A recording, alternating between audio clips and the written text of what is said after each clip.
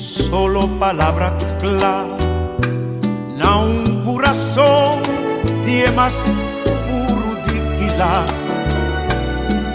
Alma puting coração limpar. Na un princesa de monarquia laudal, na e flor vivo sempre lo perdurar. Não algo mais o simplesmente estima. Mi gratitude di porta parte di voi. Não ser quando mi passe pa un canzio, motivo fertil pa ai rutera e amor. Não candela que sempre lo tira luz, un flor planta di su simia e no en herdad, a for di piedra di cristal, da cortalies, den uns col di piscati un puta mas lié. Cada mano di un raiz da tiraleo, por corazón dime curva que merecer.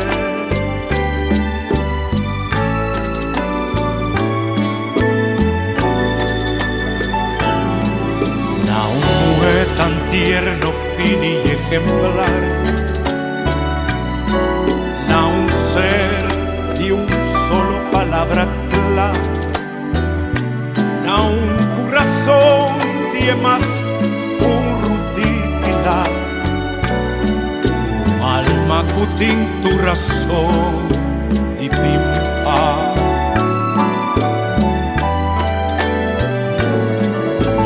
Princesa di un monarquia laudal, na e flor vivo que sempre lo perdurar. Na un algo más que simplemente estima. Mi gratitud di porta parte di voi. Na un ser quando mi passe pa un canzio, motivo fértil pai rutera e amor.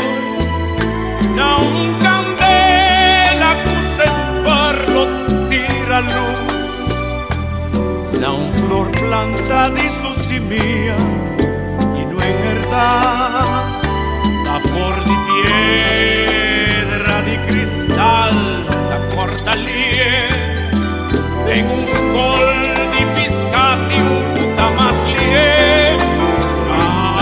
Cada mano di un raiz da tiraleo, por corazón tiene curva que merecer.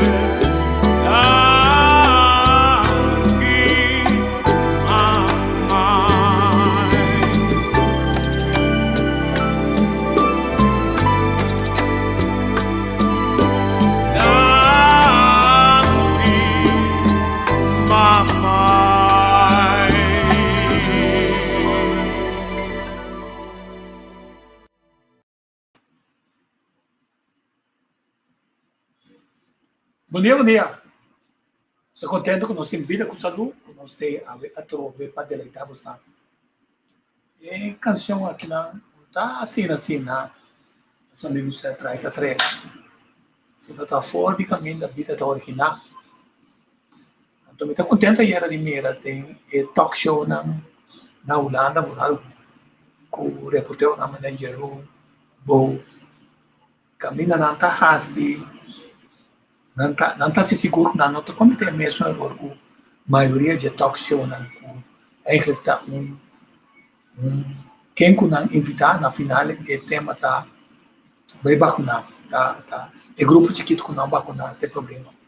Agora, média e prensa realizar, não está cometendo erro, pessoa não está, em vez de do na word and read the word, não abira campanhista para método que não está funcionando. Com o Nandraye, com o Nambire, é hecho com maneira nossa mira na corção, caminha, de repente, a trover, as cifras não, não contaminar na fiesta não, como se drenta, com QR Code, caminha, a esse não, com nota vacuna, não de para não proteção, não está drenta. Mas nós não é, nós correndo, está drenta do hospital. Ofende de vira mal, ofende de contaminar. O que nós mira? Que contaminação está todo lugar. Nós mira acaba dois casos, não? O caso de princesa Beatriz, New England Saripapia. Tem especulação, agora vamos Saripapia. Quem cutar da vez aqui cutar, você quer aqui cutar. Eu tenho um par de perguntas, claro, mas Suzana pergunta na clave, também permite-nos sana onda nós parar, porque nós não temos que cometer o mesmo erro de tirar outro não com pedra, culpa outro não. Então, tem par de pontos comigo que trazer de lá, dessa aqui. Dá-me uma aqui, dá-me quita, dá-me lá.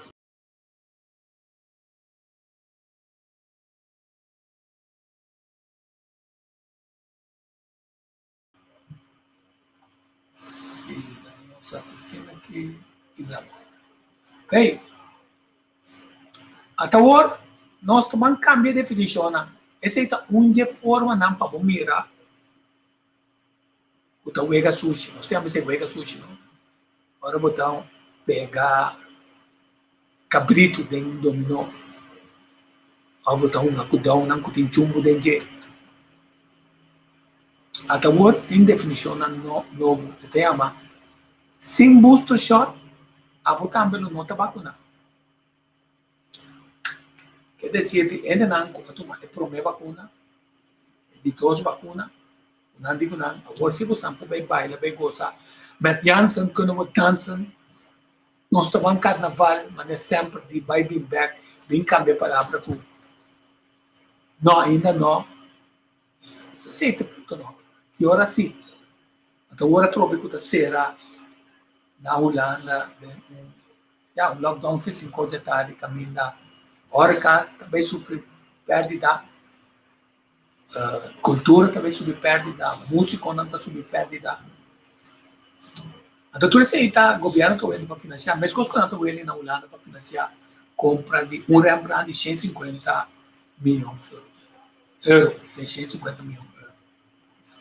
Então, se tem viável, tá? Agora, uma primeira decisão com o governo que tomou para contra. Está combinando outra saída da ajuda de não poder. Of maneira nacional não é vista, está combinando Holanda, o Tacanonga, que é imagem que para ajuda a Turene, pero que tem imagem malo também.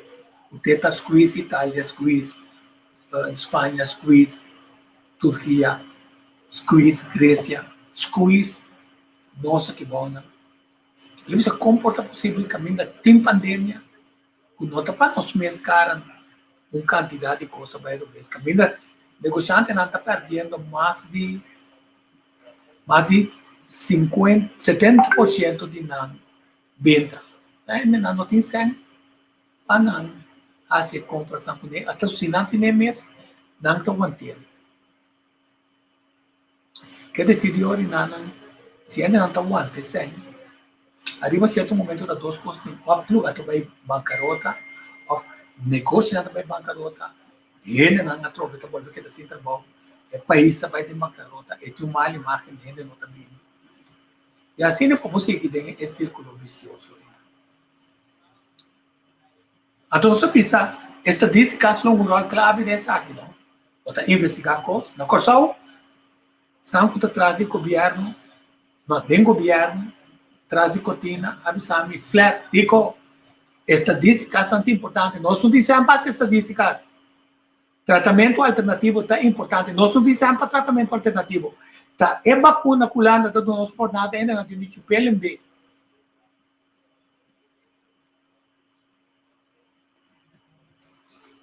Ora, a pergunta está aqui, que rol estadística está? Coleção de cifras, tá? Para borrar vista de kiko problema ta. Pero está basado em modelo não científico de maneira que o médico e quem saca conclusão robês ante o botar mais eficaz que o momento está.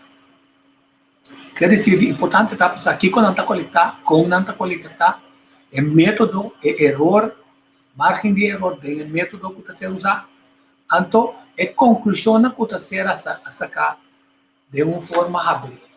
Esta é a forma correta de usar a estatística. Se outra forma tá, caminha, bota vista como está coletar, bota mira certa informação, estão que está comigo, bota sacar na foto. Não vamos criar até nada não para ratificar o que a bota quer é solução. Quer dizer, esse é um sistema de engano para sobrar. Pode ser ter solução, pode ser não ter solução. É isso que foi em 2019, nós estamos seguindo certa estatística de World Health Organization, o RVM, que essa indicação você está mostrando de um curso com nota clara. É única coisa com nota clara, que nós não temos cifras de quanto é detalhe, é risco na Itabira mal e quanto é detalhe com o tamanho. Mas lá nós vamos a de conversação aqui, você sabe que na notinha aqui, que tem com Maurício de Honte. E um par de temas que eu vou trazer de lá, que espero você seguir e não lezen.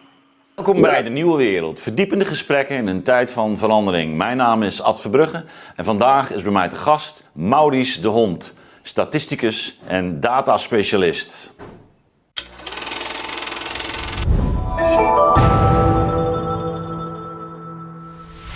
Welkom Maurice. Voordat wij aan dit gesprek gaan beginnen, wil ik toch even de kijker nog persoonlijk aanspreken. Want wij zijn weer begonnen met onze eindejaarsactie, net als vorig jaar. En waar meer dan 1000 mensen ons gesteund hebben. En wij zijn zeer hard aangewezen op die steun. Dus ik wil iedereen van harte uitnodigen om ons weer te steunen via de button. En dan komt u op de site waar u moet zijn. En doe dat, want wij willen weer veel programma's maken zoals deze. Maurice, welkom.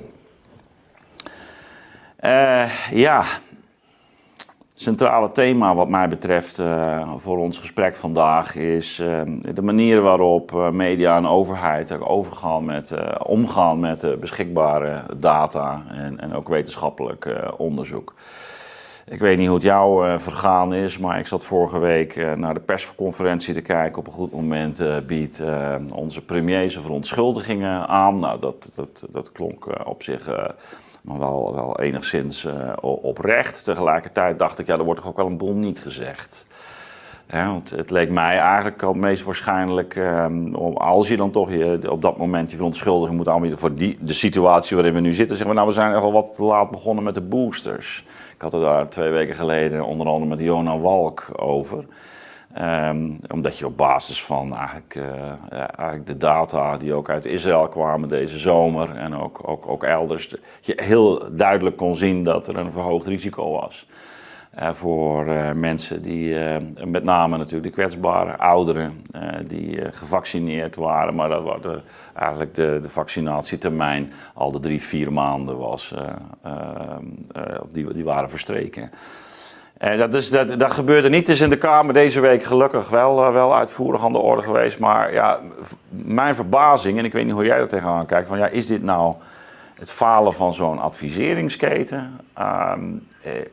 Wanneer ik, maar ook met mij ook vele anderen, je hebt er zelf ook op gewezen, gewoon kan zien dat zoiets in Israël zich afspeelt of elders. En denk van, oh nou, we moeten wel opletten, want die vaccinaties gaan ons toch niet in één keer helemaal redden. En sowieso weten we niet precies wat daar nou mee gebeurt. Maar hoe kijk jij daar nou naar?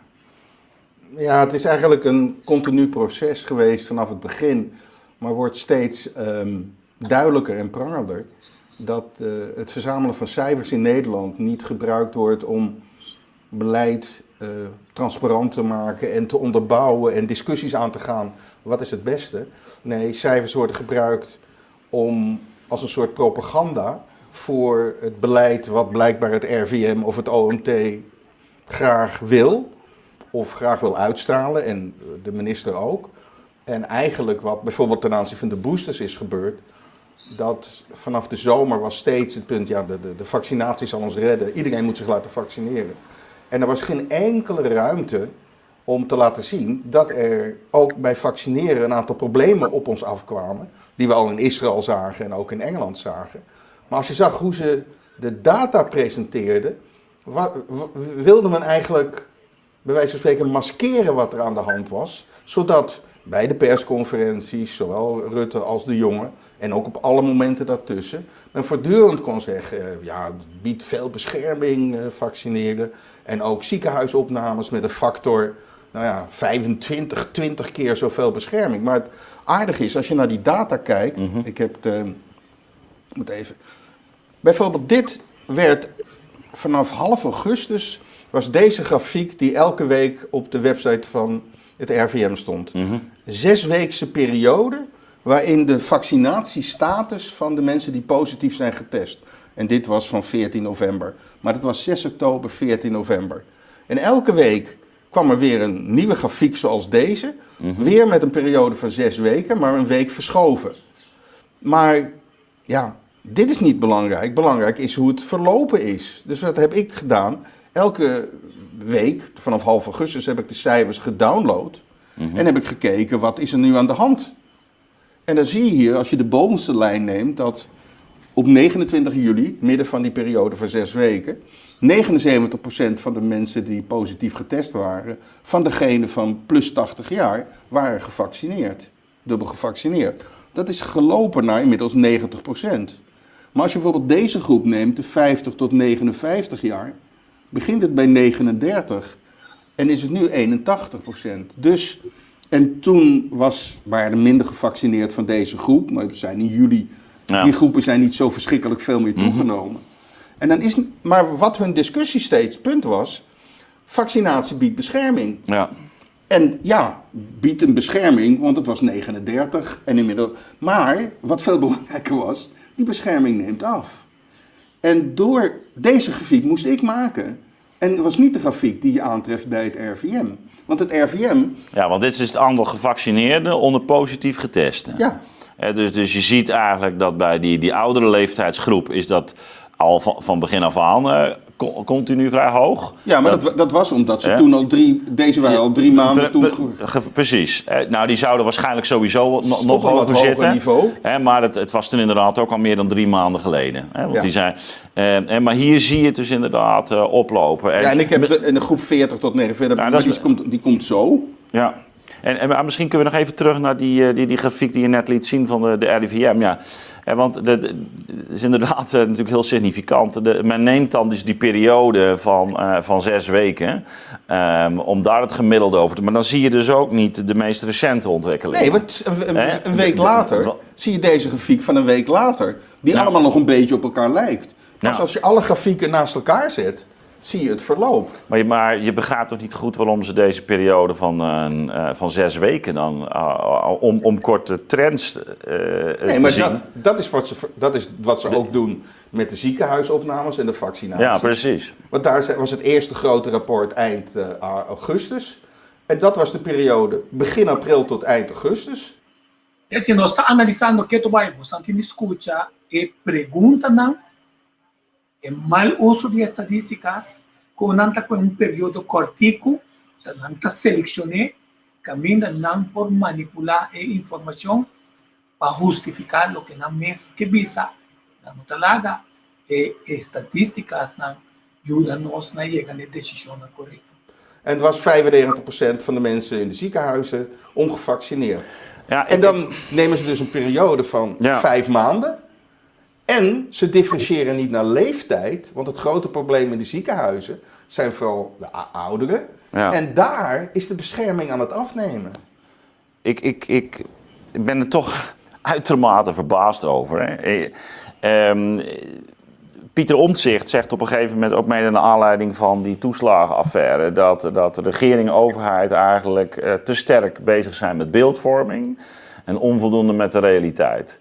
Dus eigenlijk, zolang het beeld in media naar buiten toe maar klopt, of het gewenste effect geeft, dan maakt men zich minder zorgen om je zou bijna zeggen van, geldt dat nou ook voor de coronacrisis? Dat dus men eigenlijk meer dus een bepaald beeld naar buiten wil brengen, dan dat men werkelijk in wil gaan op wat er aan de... Maar wat ik dus niet begrijp, je wordt dan toch per definitie ingehaald. Ik begrijp het dus. Je wordt toch ingehaald dan door die feiten? Ja, maar ik kan het wel uitleggen. Want het is eigenlijk niet zozeer primair de regering. In dit geval is het primair het RVM en het OMT, maar vooral het RVM. Die denkt, een bepaald beleid is het beleid wat wij het verstandigst vinden. Even over of dat ook waar is. En dus de data gebruikt om dat beleid voortdurend te ondersteunen. Dus als op een gegeven moment het beleid was, mensen, en wat ook Hugo de Jonge zo graag wilde, iedereen zich zo snel mogelijk laten vaccineren en vaccineren is de redding, dan heb je er geen belang bij om met data te komen om te laten zien ondertussen dat die data de bescherming afneemt. En wat nog veel erger is, juist op basis van deze... Maar even laatst hoor. Op basis van deze grafiek weet je ook dat 3G gevaarlijk is. Want je ziet hier dat mensen die met 3G naar binnen komen en gevaccineerd zijn, besmet kunnen raken en elkaar kunnen besmetten. Dus ook het beleid van 3G, wat dus op 25 september werd ingevoerd, is eigenlijk een beleid wat op basis van deze data eigenlijk uitermate onverstandig is. Ja, maar, want het aantal gevaccineerden dat positief wordt getest, zie je dus oplopen. Ja, dat betekent dus... En je brengt dus ongevaccineerden die zijn wel getest. Die negatief getest zijn, breng je samen met gevaccineerden die niet meer getest zijn, maar wel positief kunnen zijn. Hè? Want dat is eigenlijk dus Ja, maar ik ken mensen die 75, 80 jaar, die hadden een dinertje met elkaar. En als gevaccineerde, QR-code, alle 6 zijn ze ziek geworden. Sim, então, essa que está passando na Kosovo agora que na tá esna, tinha QR code, tá sentindo na privilegia, kuna bisa na que ba passa, que ba kuna 6 na passava no tempo shot, no tempo QR code, por dentro, o santa ok, tá na também malo. Quer dizer, de 3G não funciona. Pero es un enlace de upper available aqui não também não está funcionando. Pero eu não sei bisa wel. Nós analisar as cifras de novo lá.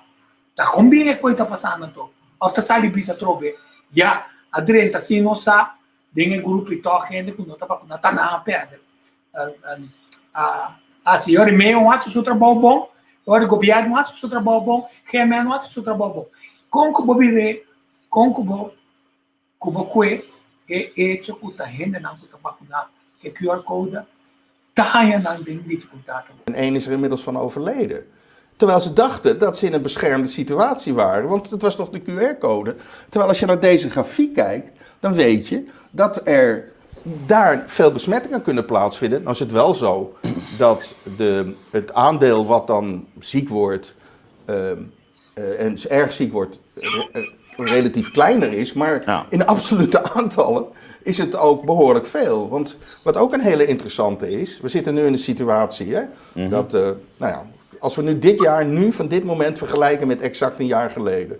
Wat hadden we een jaar geleden? Was, laat ik zeggen, 20% van de mensen was al een keer besmet geraakt. We hadden nog geen vaccinatie, dus 80% was open. Inmiddels zitten we in een situatie waar 85, 86% gevaccineerd is. Van de mensen die niet gevaccineerd is, heeft al 40% het gehad. Je hebt dus nog, laat ik zeggen, vergeleken met vorig jaar een totaal andere samenstelling. En vervolgens wordt er gezegd, ja, kijk eens naar de cijfers, hoe erg ze zijn. Weliswaar een fractie beter dan de vorig jaar. En dat ligt aan de ongevaccineerden. Ja, bedoel, als je maar gewoon alleen cijfermatig analyseert, dan weet je dat dat niet zo is. Ja, laten we hem even verschillende onderdelen uitpakken. Maar nog even terug waar we net gebleven waren. Dus je ziet dus dat in de loop van het najaar die cijfers oplopen. En dat ook die gevaccineerden dus in toenemende mate positief raken. Nou, kennelijk is dat geen reden om het roer om te gooien. Jij zegt, nou dat is niet zozeer de regering. Want je kunt zeggen, ja, die krijgen advies. Dus kennelijk is Maar dat niet het iets is wat een samenspel. Ja, nou ja, als ik in de regering zat, zou ik toch wel geneigd zijn om dit soort informatie ook tot me te nemen. Zeggen, maar hoe zat dat dan in Israël? Maar ja, goed, ik ben daar verbaasd over. Ja, nee, dus ik ben echt verbaasd over, omdat... Kijk, je weet, we hebben hier al uitzending gehad vorig jaar waarin we ook onze scepsis hebben uitgesproken. Onder andere met Sam Brokken, met betrekking tot vaccinatie. In de zin van, niet dat vaccinatie iets slechts zou zijn, maar verwacht nou niet daar alle wonderen van. Exact. Denk nou niet, kijk maar naar de griep. Een virus verslaan door middel van vaccinatie is uitermate moeilijk. Hè? Dat gebeurt eigenlijk zelden of nooit. Dus dat is heel erg lastig. Nou oké, we zijn dat pad opgegaan. Tegelijkertijd zie je dan net als bij andere vaccinaties, dat in ieder geval deze toch maar een zeer tijdelijk effect heeft. Dat wordt niet verwerkt in het beleid. Daar is dus geen terugkoppeling. En dan is het van oké, jongens, we gaan het aanpassen. Ja. Ja, en dat verbaast mij dus enorm. Ja, maar weet je hoe dat komt? Dat komt omdat, laat ik zeggen, neem de jongen. Ja. Ik bedoel, alle heil alleen door vaccinatie. Dus hij bleef maar roepen dat in de ziekenhuizen eigenlijk alleen maar ongevaccineerden bijna lagen. Maar ook in de Kamer zijn er partijen, neem D66, die heel erg sterk zeggen, vaccinatie is de redding. Vaccinatie is de ultieme oplossing.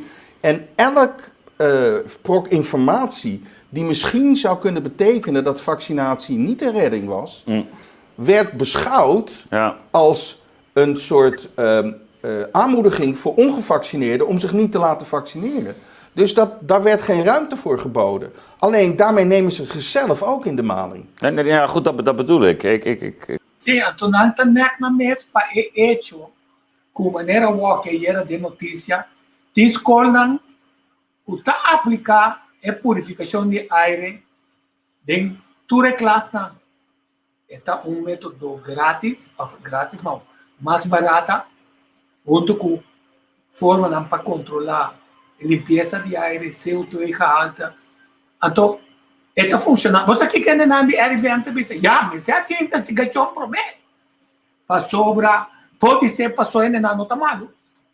Pero se mirar na escola, entre outro, 6 cifras contaminar, muita nanta que da casa, 300 muita na só de classe de 5 muita.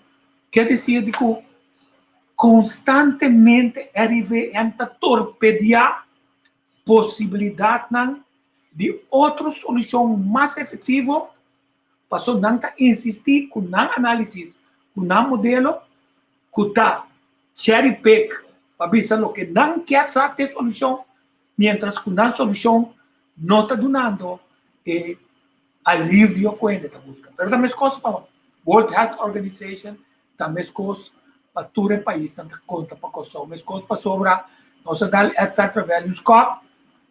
Todo dia, essa trabalha da razão. Passou o limpiamento de aire, um rol mais clave de maneira como não tem um lockdown severo, se não tem só rural, o aire está limpo e ainda não aguenta naturalmente a distância. Assim que Gisteren toevallig met mijn studenten Hannah Arendt behandeld, de Human Condition. En ze heeft een hele mooie analyse ook, waar in die moderniteit in toenemende mate alleen maar nog datgene vertrouwen wat we zelf doen. Ik kan er heel uitvoerig over zeggen. Dus ook wetenschap, op het moment dat het is eigenlijk een know-how, jij stuurt het proces, jij beheerst het proces. En je gaat ervan uit dat jouw weten eigenlijk samenvalt met datgene wat je zelf aan het doen bent.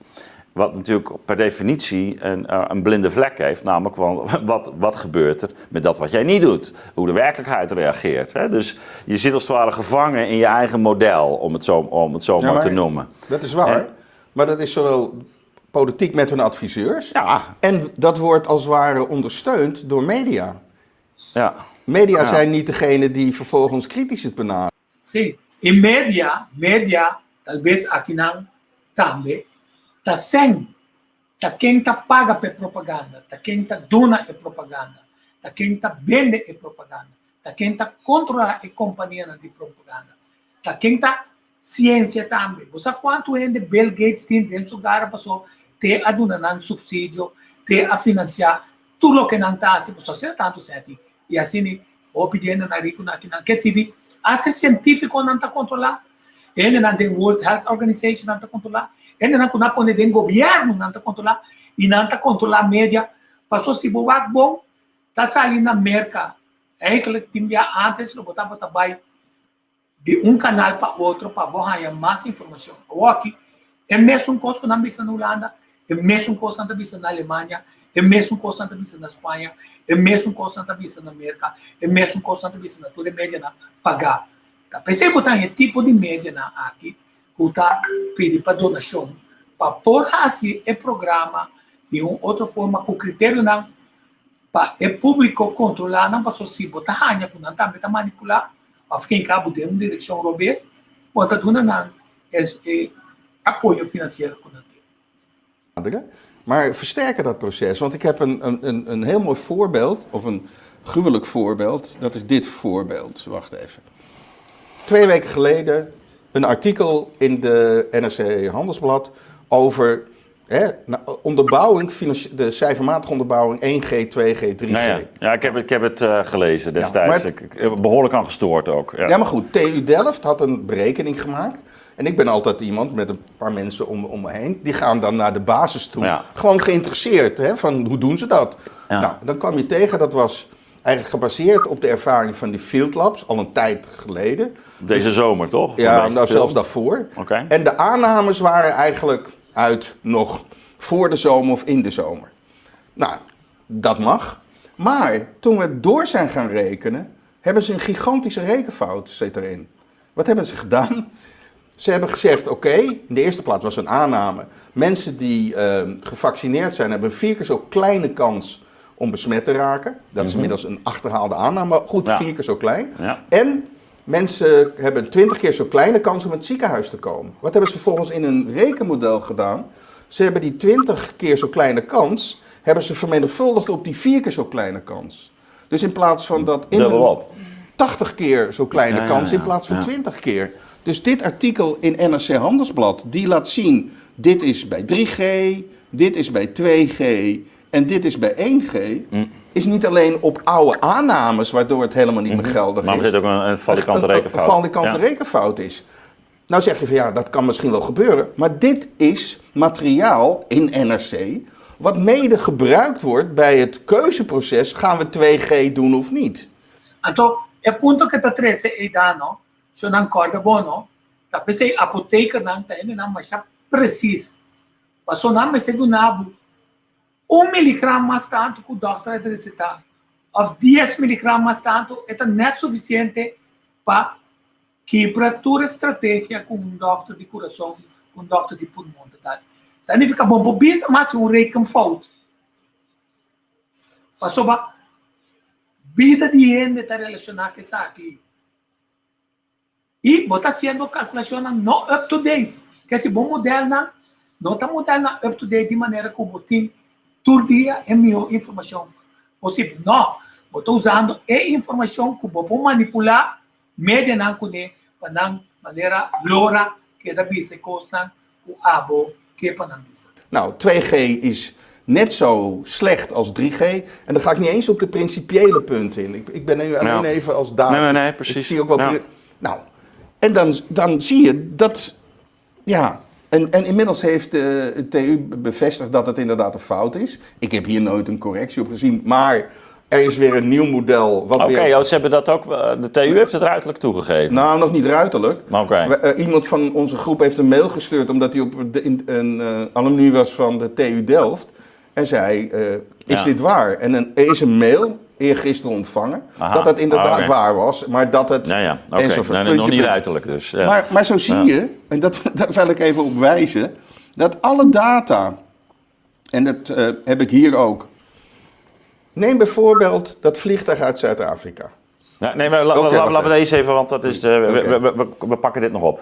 Het ging even over dat punt van Arend, tussen de soort fascinatie met dat je maar aan het handelen bent. Hè? Dus en dat daar eigenlijk jouw weten dus sterk gebaseerd is op het feit dat je continu aan het modelleren en je gelooft in je model in plaats van de werkelijkheid. Hè? Dat is eigenlijk En dat is dat we hier, wat we hier eigenlijk ook wel zien, dat het model een soort eigen leven leidt.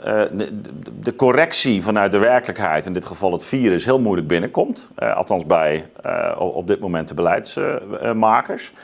En dat je hoe dan ook geconfronteerd gaat worden met die realiteit. Want dat zien we nu. Hè? Dus de ziekenhuizen stromen weer vol. En dan is de vraag, ja, wat doen we nu? Nou, we leggen weer een lockdown, leggen het weer plat enzovoort.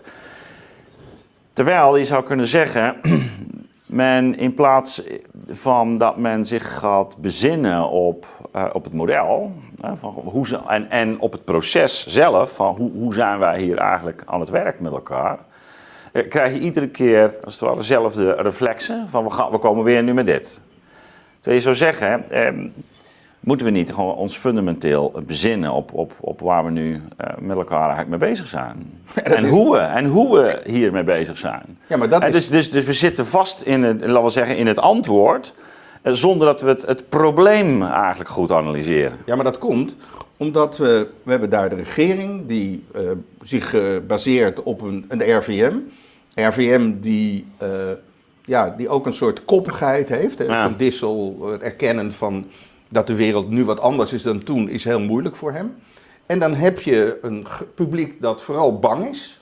Ja. En in de media, laat ik zeggen, vooral op die angst wordt getampereerd. Ja. Dus wat krijg je? Ja. Dus je krijgt ook alle mensen langs, de gasten bij de talkshows, die uitgaand van cijfers of de extreme van die cijfers, daarop baseren van, dan moeten we dit doen, 2G. Ja, dat is voortdurend. Het is voortdurend. Dus dit doen, dat doen, dat doen. Ja, maar ze buitelen over elkaar heen. En er is geen ruimte. Men wil niet naar de basis toe. En te zeggen, jongens, daar hebben we iets fundamenteels want als je nou die grafiek van jou erbij neemt, dan kom ik even terug naar die aantal positief geteste onder de gevaccineerden. Kijk, we weten best, die mensen zijn natuurlijk nog wel enigszins beschermd. Hè? Dus die, deze amper. Nou, ja, oké, deze misschien amper, maar het vaccin... Ja, maar dit zijn wel degenen die in de ziekenhuizen zitten. Ja, dat is waar. Maar helpt je dan natuurlijk hopelijk ook nog wel tegen, laten we zeggen, om op een IC terecht te komen. Hè? Dus oké.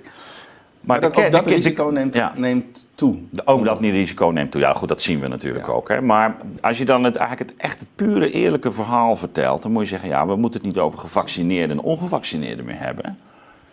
We hebben het hier over een immuniteitsvraagstuk. Wie is er weerbaar? Hè? Eventueel met vaccin, of misschien ben je ook wel gewoon een jongere wiens immuniteit vrij goed is. De kwestie is niet gevaccineerd, ongevaccineerd. De kwestie is, wat is de kracht van je immuniteit? Dat is het vraagstuk. Je hebt een ziekte en je hebt een... Tende analysis que bom. Então, dentro é erota cita. Não sei que da puxa né na pa pone pressão para espanta ele.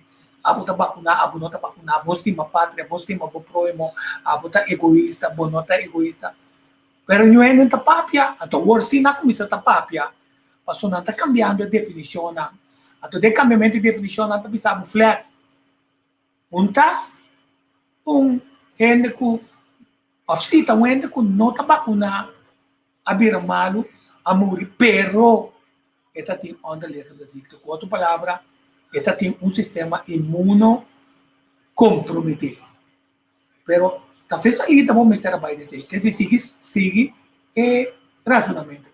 Weerstand. Je hebt de immuniteit daartegen, eventueel verworven, anderen misschien door natuurlijke immuniteit.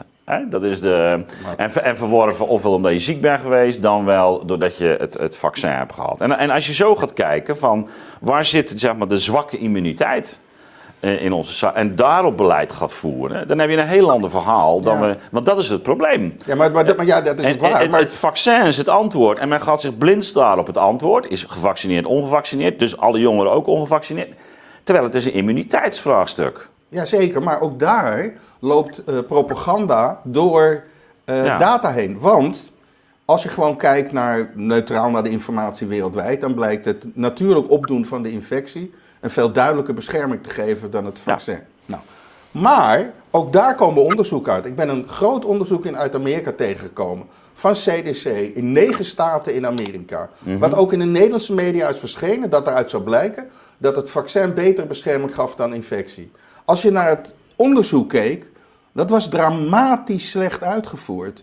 Dat was echt Nou ja, dus je werkt toe naar zo'n uitkomst en rommelt met je cijfers. Je enige, nou niet eens rommelt. Even kort vertellen dat onderzoek hoe slecht het was.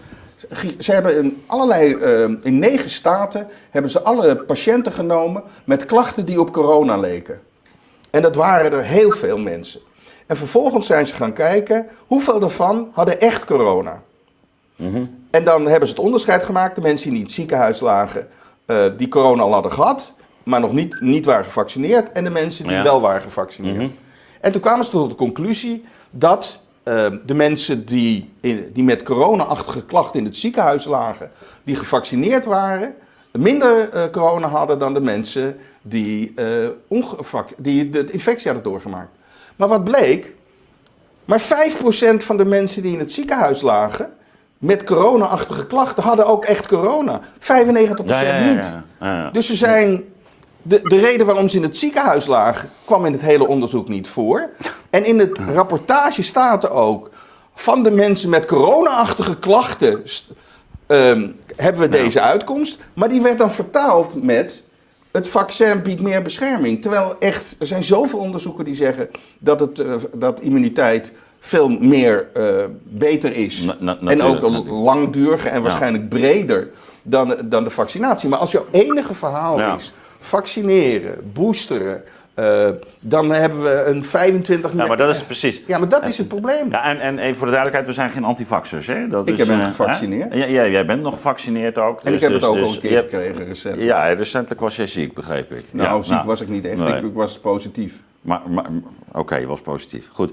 Nee, maar ik had amper klachten. Maar dit is een mooie illustratie natuurlijk van wat ik eigenlijk bedoelde.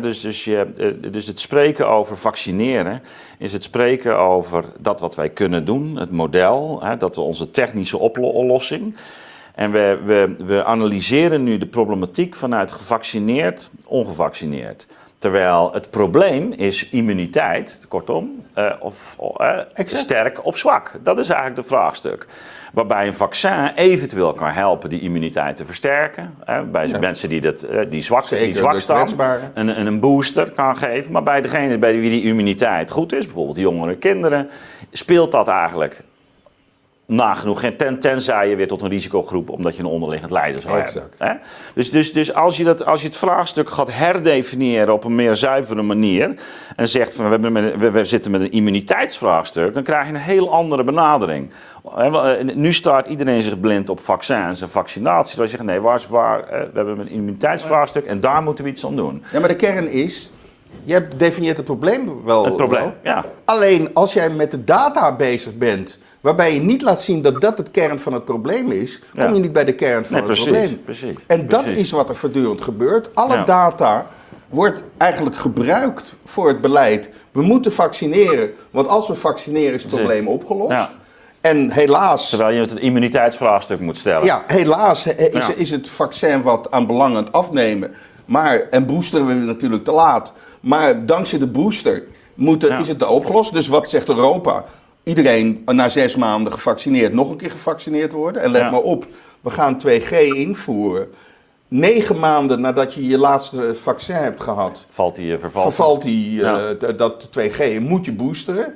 Dus, en alle data die geleverd wordt alleen maar gebruikt om dit beleid te onderbouwen. Nou. En wordt in het NRC het artikel geplaatst dat 2G eigenlijk de beste bescherming biedt. Terwijl als je naar de data gaat, is dat niet de uitkomst. Maar dan begrijp je ook waarom bijvoorbeeld bij die recente maatregelen sportscholen worden gesloten om 5 uur. Want je kijkt dus ook niet meer naar het soort activiteit en hoe die bijdraagt bijvoorbeeld aan immuniteit. Want je zou zeggen in termen van immuniteit, laat mensen juist sporten, ook voor hun algehele weerstand. Want dat zorgt alleen maar ervoor dat ze niet te zwaar worden, dat ze beter in hun vel zitten, dat ze eigenlijk beter tegen ziekte kunnen. En in plaats daarvan zie je, maar het is een contact, dus het virus kan overslaan van de een op de ander, dus moeten we dat zien te beperken. Dus je hebt een heel beperkt gemodelleerd begrip, waarbij je gewoon niet meer nadenkt over die bredere betekenis. Maar het belangrijkste is dat, wat jij nu zegt, dat kunnen we inderdaad al heel lang vaststellen dat dat op die manier werkt. Maar waarom gebeurt dat zo? Omdat aan de ene kant, noem ik het Bergamo-syndroom, we de angst in die samenleving heel erg hebben over het virus. En zodra de angstknop weer ingedrukt wordt, is de rationaliteit verdwenen. Ik roep wel eens van wat in ieder geval het virus erg aantast. Het logisch denkvermogen van mensen. En niet meer bereid zijn om naar data te kijken. En dan wordt die data voortdurend alleen maar gebruikt ter ondersteuning van dit verhaal. En functioneert ook het RIVM om met die data het verhaal alleen maar te ondersteunen. Ja. En vervolgens zit er nergens in... Ja, om voortdurend eigenlijk de oplossing te propageren in plaats van het probleem echt onder ogen te komen. Hun oplossing te propageren. Ja. En wat je dan merkt... En ik wil toch echt heel graag even naar dat verhaal van Zuid-Afrika. Wat we hebben gehad... dat is echt... Escuta isso aqui bom, não? Somos atender, mesmo na mesma baixa, na grande parte do mundo, tinha avião de Zuid-Afrika detener of poner na Suela, na Schiphol. Então, é verdade que é assunto que não escutei. Mas só para decidir para espantar ainda, que o avião é parede. Não está sacudendo avião, não está tendo reporteiro, não, de renome, então especialista, não. Por a prova que aska e testam com o Geme na Holanda, assim, nog gezondheid is die Holanda, assim, estava dat erop is. Dat is aqui bom. Een fascinerend verhaal, veel sterker dan mensen misschien denken. Die 2 vliegtuigen uit Johannesburg en Kaapstad, die kwamen aan op vrijdagochtend. En omdat Omicron was uitgebracht tijdens de vlucht, is er besloten, die mensen moeten allemaal getest worden. Nou, er is gigantische chaos op Schiphol geweest. Er was helemaal geen draaiboek, wat al heel kenmerkend is, hè, dat we na 1,5 jaar geen draaiboek. Maar laat me dat even... Ja, dat vond ik ook vrij schokkend, hoor. Ja, en er zat een New York Times journalist in het toestel. En die heeft geschreven, in Zuid-Afrika heb ik allemaal goeie gezien, maar toen kwam ik in een derde wereldland, Nederland, aan. En de falen. Maar wat gebeurde er? Uiteindelijk kwam zaterdag de uitslag, 61 passagiers waren positief. En daarvan 13 Omicron of 14. Nou, de grap is, niemand is het sommetje gaan maken. Want, dat zal ik even maken. De eerste plaats, de mensen die aan boord kwamen hebben als het ware een soort 3G-systeem. Gevaccineerd hoefde je niks te laten zien. Ongevaccineerd moest je een PCR-test of een sneltest. Dat was het Zuid-Afrikaanse beleid. Het Zuid-Afrikaanse beleid. Dus behalve, 3G. Ik heb ook verschillende passagiers gesproken. Behalve als je op doorvlucht kwam uit Botswana of zo. In Zuid-Afrika kwam je alleen maar binnen uit Botswana als je een PCR had. Okay. Maar dat was maar een klein deel. Een groot deel van de aanwezigen op de vlucht waren gevaccineerd. Nou, stel nou eens voor, en uiteindelijk is 10% positief. En dat kan niet tijdens de vlucht gebeurd zijn. Want die mensen zijn getest, pak een beet, maximaal 20 uur nadat het vliegtuig was opgestegen. Nou, in 20 uur raak je niet besmet in een vliegtuig waarna je een positieve test heeft.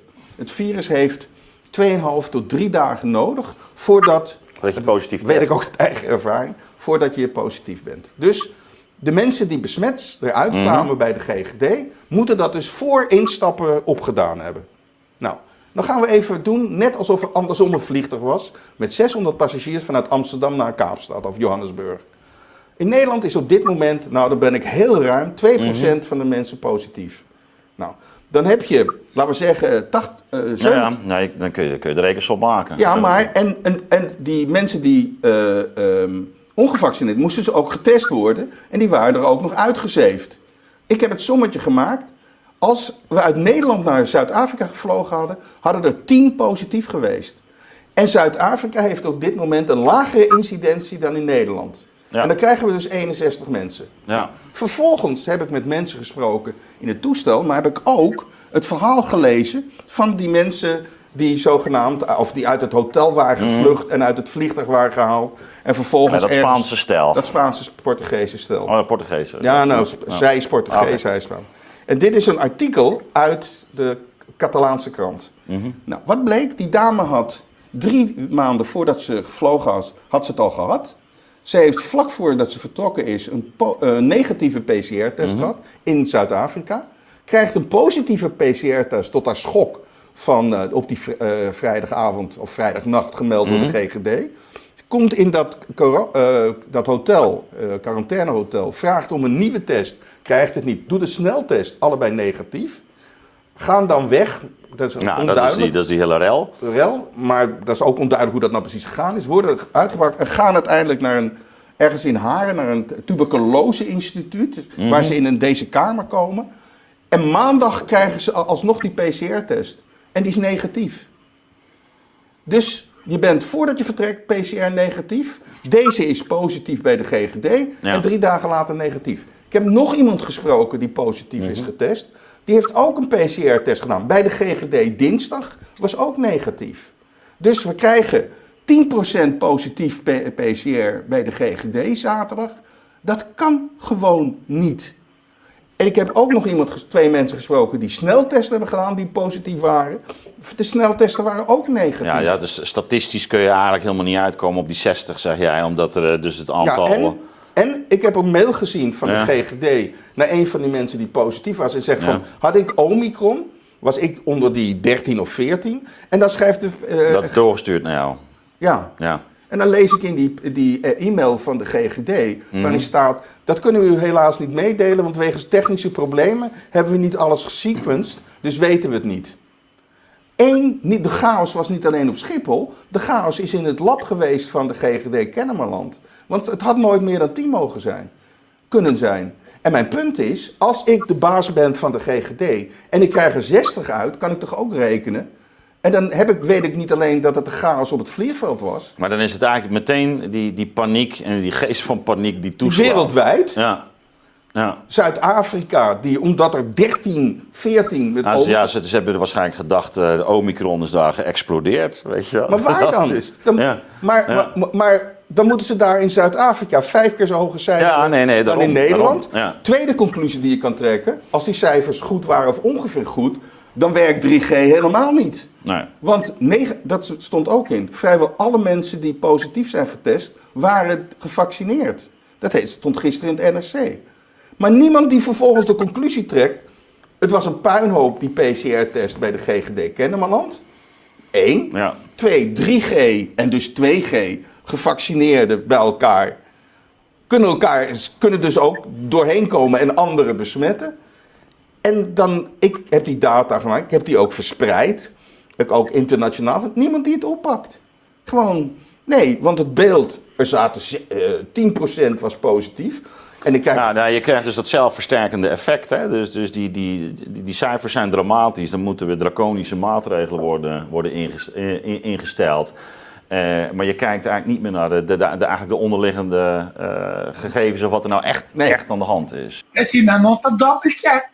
Que o portinho error de na banda, não é meia hora. Te coque nos timester. Ban spanta mundo com ele. Te coque nos mister. Pas spanta ainda não. Pa bisa não tem como mais cruel que o delta na caminha. Anto com esse não danha turismo de Zuid-Afrika. Na quebra é a economia de Zuid-Afrika. Pero que quando tenho nesta África to. Da África. Anto esse não tá passa. Anto mundo completo tá com ele. Passou para todo amigo não. Já não pagar, dor de não com placa, porque se espanta o mundo, para não turma, é vacuna para sobrar. Da hora tem 100% de vacuna para dar stop, para 100% de booster shot, para 100% de 4 shot. Esse é negócio.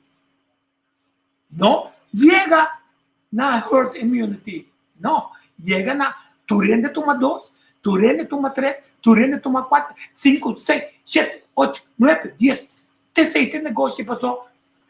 Toda sabia que estuda de salubridade assim, governo para começar a usar outro tipo de remédio, não remédio genérico. É mais barata. Agora o negócio não pode ganhar, não pode ganhar na placa. Não pode puxar na remédio, não pode criar, mas essa não é novo. Exact. En dat is toch heftig. Nee, en er komen cijfers die uitermate onwaarschijnlijk is. En niemand die dan even zegt, ja, hier... Klopt iets niet. Kijk, misschien is in de chaos, in de puinhoop bij de lab, dat het allemaal zo snel was. Want die mensen zaten op Schiphol te wachten. Ja. Besef wel dat een derde uiteindelijk naar huis mocht, omdat de uitslag nog niet binnen was. op dat vliegveld. Maar dan is er iets zo waarschijnlijk misgegaan, maar dan maskeren ze het misgaan. Niet eens van nergens dat sommetje wat ik kan maken, kan toch iedereen maken? Hoe kan 10% positief zijn? In het vliegtuig terwijl het 3G-test Ja. was. Nee, helder. En dan wordt er gezegd, ja, maar de sneltesten die kunnen verkeerd zijn. Ja, maar het grootste gedeelte heeft geen Maar sneltest gehad. het lijkt alsof er toch echt bij die instituties dus ook een soort, misschien niet alleen angst of paniek, maar ook toch iets chaotisch Nou ja, ik bedoel, Schiphol... gaande is. Ik bedoel, je ontkomt er toch niet aan. Ik bedoel, Nederland, waar alles voorheen zo goed geregeld dachten we, lijkt op dit moment toch eigenlijk niet in staat om het zo op een kalme wijze met zo'n calamiteit om te gaan. En ook zeker op een niet. geordende manier. En ook zeker niet met een vorm van zelfkritiek ten aanzien van... Jongens, hier is wat misgegaan, kan gebeuren. Ja. Doordat we het niet goed hadden voorgeregeld. En komen met cijfers naar buiten die de hele wereld rondgaan. En die onder andere ook Zuid-Afrika zwaar treffen. Ja. Nee, ze hebben daar natuurlijk... Ik appte een vriend van mij gisteren. Ze kregen ook meteen... ik zei, ja, de Omicron uit Zuid-Afrika. Ik kreeg meteen een correctie. Nee, maar dat is niet Zuid-Afrika. En we hebben hier eigenlijk helemaal niet zoveel last van. En het komt waarschijnlijk uit... maar wij hebben het juist door ons systeem wel goed kunnen testen. Maar weet je wat grappig was? Of verschrikkelijk is? Ondertussen, daarna... is de regeling veranderd uit Zuid-Afrika. Ja. Vervolgens moest iedereen van tevoren een PCR-test. Mm-hmm. En ik heb mensen gehad van de vlucht van maandag, 2 dagen later, die de PCR-test keurig gedaan hadden. En die zijn, bij aankomst is maar een deel getest en niet allemaal. Maar zelfs onder de getesten zijn er weer mensen positief getest. Terwijl ze uit Zuid-Afrika vertrokken met een negatieve PCR-test. Maar goed, er is natuurlijk ook al in een eerder stadium natuurlijk veel kritiek geweest op die PCR-test. In Nederland. Ook die nauwkeurig. Sim, aceita ponto importante para sobra. Não está se mané PCR-test e não está turcos. Acaba, na cambia critério de 40 para 20. Que se acaba, nós vamos comparar o PCR-test de AUE com antes. Pero o PCR-test não está dando toda informação, está dando uma quantidade de informação incorreta, que com não tem COVID, que tem de aparecer, mas não tem COVID para seguir o mundo, toch?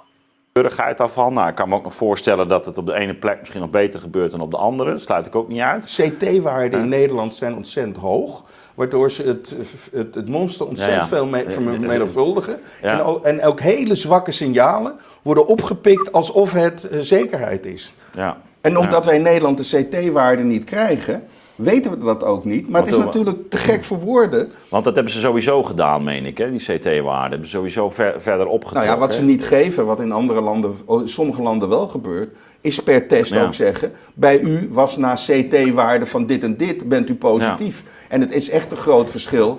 Ik bedoel, boven de 30, 32 is het eigenlijk geen serieuze meer. Ja, dus misschien was bij dit lab de CT-waarde op 50 ingesteld. Dan mogen we nog blij zijn dat het nog maar 10% was. Had ook 20% kunnen zijn. Ja, dus dit geeft een soort schijnzekerheid of inzicht. Waarbij je eigenlijk, als je goed gaat nadenken en reconstrueert wat we tot dusver weten, dat heel onwaarschijnlijk is. En dan moet je eens gaan nadenken, wat zijn we nu eigenlijk aan het doen? Ten meer omdat het natuurlijk ook internationaal meteen een rel is. En ook weer direct beleidsgevolgen heeft. Hè, waarin je in feite in dat model gevangen blijft. Maar dan zou je toch ook vanuit de media en vanuit de politiek verwachten dat mensen zeggen, ja, dit kan toch niet waar zijn wat we zeggen. Los van wat er allemaal mis is gegaan verder. Raad van de Veiligheid moet dit onderzoeken. Want ja, op heel veel manieren zijn we hier ontzettend verkeerd mee bezig.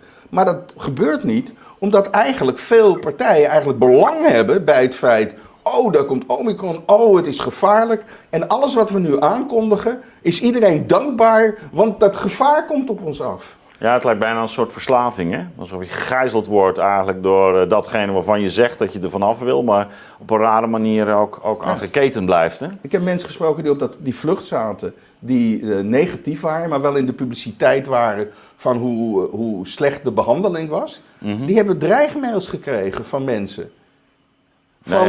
Alsof zij een soort moordaanslag hadden voorbereid op Nederland. Ja, dat is inderdaad iets van het maatschappelijke temperament. Je bent natuurlijk doorgebroken met in heel de corona-discussie met jouw verhaal over de aerosolen. Inmiddels is dat volgens mij wel tot bewustzijn.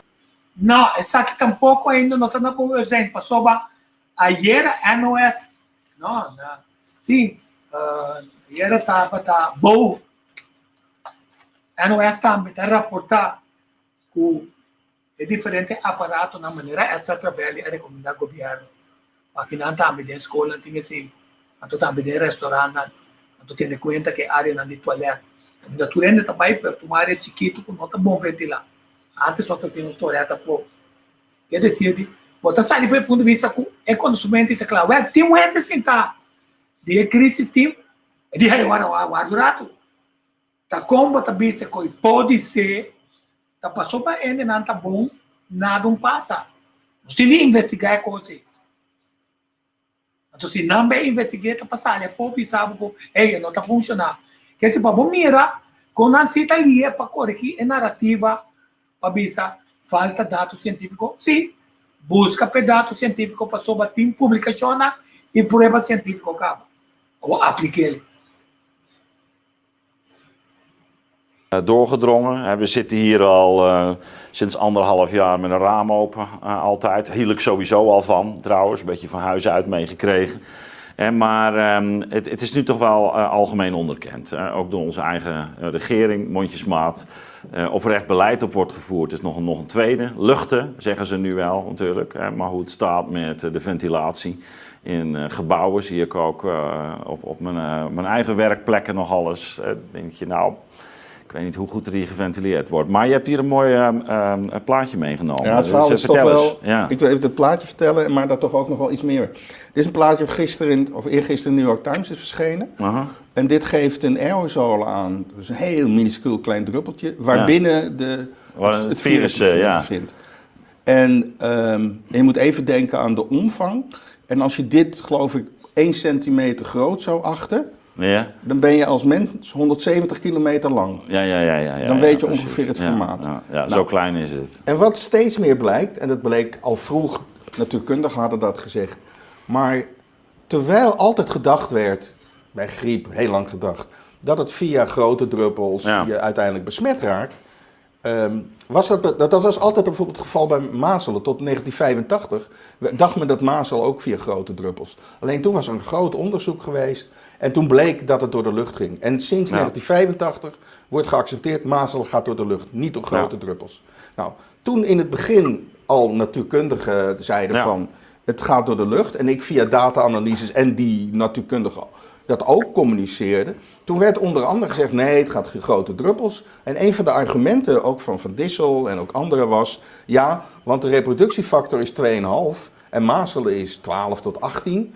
En daarom gaat het niet door de lucht. Nou, was dat al een zwak argument, maar maakt even niet uit. Sindsdien hebben we de Delta-variant, waardoor de reproductiefactor hoger is. Ja. En nu Omicron waarschijnlijk nog hoger. Ja.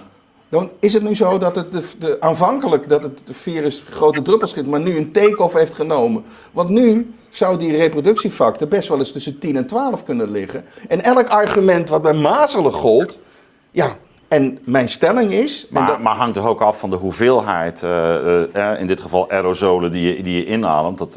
Je kan ook zeggen, ja, bij mazelen heb je minder nodig om ziek te worden. Ja, exact. Dat was al het...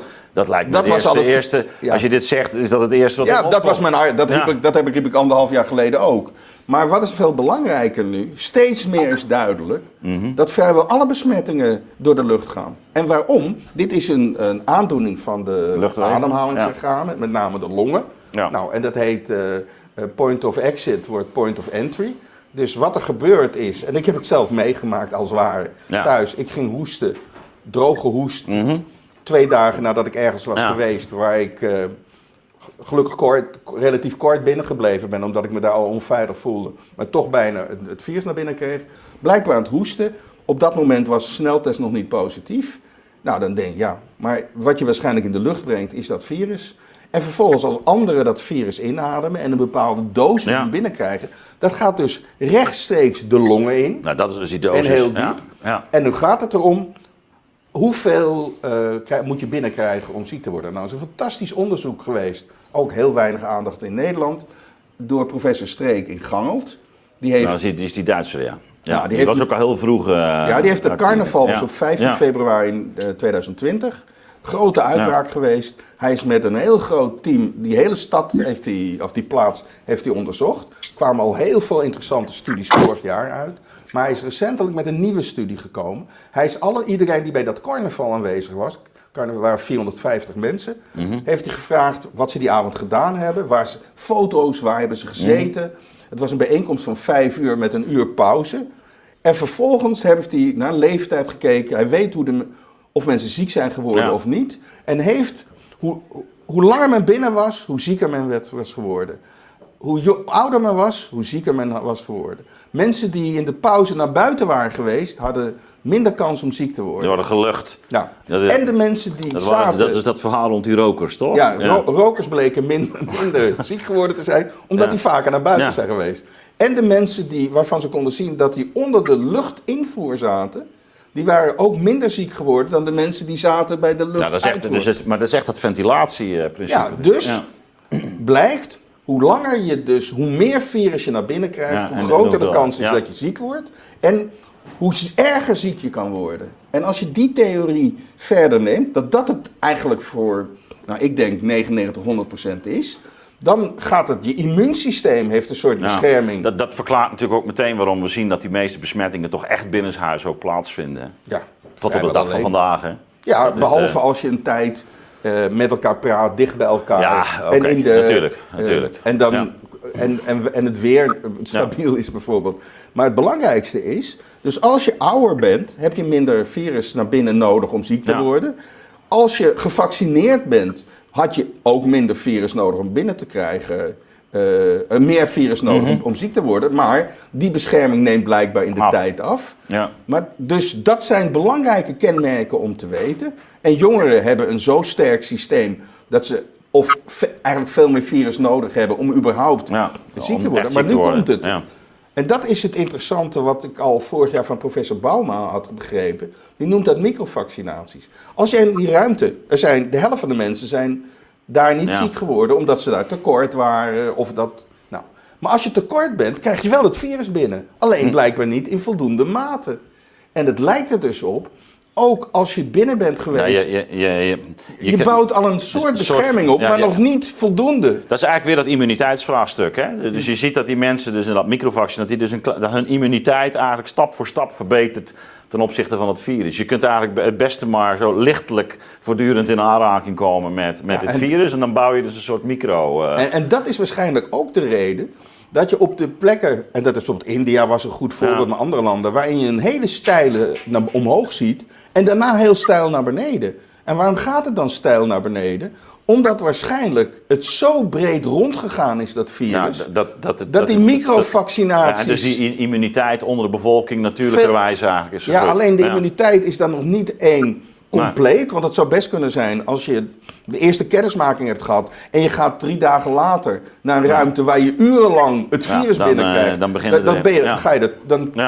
Dus dat lijkt veel logischer. Het is bijna een soort training, hè? Dat je iedere keer eigenlijk een zwaardere training aan moet. Professor Bauma vergeleek het met als je in de zon gaat zitten in april voor de eerste keer, mag je ook maar 10 minuten en langzamerhand raak je eraan gewend. Dan kun je gewoon meer hebben. Ja, maar het is een mooie gedachtegang. Maar als je dat accepteert als manier, dan weet je ook waarom seizoenen zo belangrijk zijn. Waarom dus wij het met name in de winter hebben. Ja. Terwijl bijvoorbeeld in tropische gebieden is het juist niet in de winter. Maar, en dat komt omdat als het heel... In de tropische gebieden moet je hebben que outro coisa. Não que tem vento tá trazer para nós. Tá pensando nos portas tá antes abrir. Pensando que tem Omicron parte do mundo colando bem trazer para nós. A sua economia me cedrei que nós 5 meses quando te vira mal. Pero nós não tá aplicar a ciência. Nós não tá aplicar a ciência. Bom, Maurice Bachet. Koud is, dan is de lucht droger. En dit virus wat we hier zien, die aerosolen blijven in een droge ruimte veel langer hangen. Ja. Terwijl als de ruimte goed geventileerd is en de luchtvochtigheid is hoog genoeg, of je hebt filtering, dan zakt die. Dan krijg je weinig naar binnen. En je natuurlijke weerstand is ook nog eens lager. Je zit meer binnen in de winter. In de zomer is die... Dus je hebt minder vitamine D. Dus je krijgt een combinatie van allerlei factoren waardoor je kwetsbaarder wordt. Sim, estou aqui é periodista na 4K, essa televisão. Maurício, tá vendo? Você dois, tá vendo? Você que vende aparato. Tá vendo 2 aparatos, você tá. Loucura. Não está analisando cientificamente estudio nan quatuma lugar E como não cobiça, velho, não se tem que comprar aparato sobre melhor me compra, melhor colhão que Deus produz. Então, esta visa também é assunto de imunidade e também coisas que solo. Você está muito largo de solo, você é zona state vai ser bom. Pero se você vai tique de jeito, os homens tique, você passa interdia, você também preto, caso. Então, esse aí nós temos que começar a compreender. Imaginava, esse que está uma, as capas passou, ele tem de sair, fez de câmara, ou fez área, será que está vai ter aire livre. Aire livre está sumamente importante. Então, da serra, todo lugar, o passe de deporte, aire livre passou segundo nós, na Holanda, que está contato. Então, por controlar, tá nem ficar. Aí era saiu o reporte de diferente ainda que está mostrando que não está dentro. Se que o code, estou na tomada subir também. Passou menu, então, ora vai bem essa beleza, e está vista nós não tira é controle, que dá muito tranquilo. Quer dizer, então o método não está funcionando, quer dizer, se você usa um método que não está funcionando, então é coisa bem malo, como está medir? Porque se você não pode controlar, não pode medir. Portanto, que Deus tem, não também está analisador, não vendedor de coisas. Apesar que uma melhor pedir para o Disney drive back, passou todo o caminho da hora que não está resultado. Não quero bem ajudar o governo, acaba a resultar que o governo não está tendo o que roepen. Dat is ook een van de redenen waarom we eigenlijk nu zien dat die landen die ons lange tijd als voorbeeld werden voorgehouden, of met name dan Portugal, dat je eigenlijk op dit moment ziet dat daar ook weer de nood aan de man is. Hè? Portugal was 98% gevaccineerd. Maar die zaten nog in een heel ander wereldbeeld. Die zaten nog in een ander weer. En je ziet trouwens ook in Amerika dat nu Florida en Texas het beste doen. Terwijl ze in de zomer het slechtste deden. Dit was al jouw these natuurlijk in april 2020. Hè? Toen je ook die weerbanden liet zien bij die uitzending van Harry Mens. Ja, zo ben ik op jou gekomen. Dat vind ik een aannemelijk... Dat was in maart. Dat was een heel aannemelijk maar weet je verhaal. Wat nou het erge is? Dat dit verhaal is zo logisch als dat. Er zijn steeds meer wetenschappers die dat ondersteunen. Ja, dat vond ik destijds en zeker in Amerika wordt dat steeds meer gezegd. Alleen, in Nederland dringt dat minder door. Bijvoorbeeld ook dat onderzoek vanuit Gangelt. Maar ook in het beleid wordt het niet meegenomen. Ook de WHO gebruikt dat niet als de dominante verhaal. Waarmee je dus, als je dit accepteert als dominant, dan weet je welke stappen je moet ondernemen. Nee, handen wassen, 1,5 meter.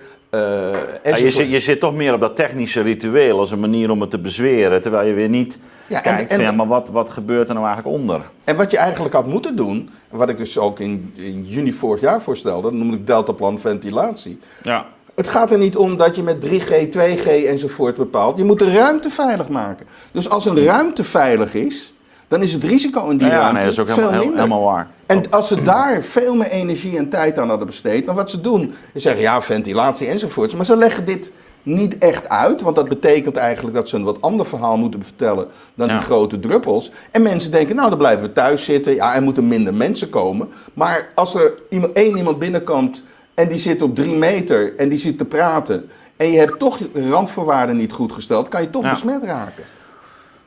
Sim, quer dizer, máscara é espaço bom mesmo. Então, a boca controlar isso aí.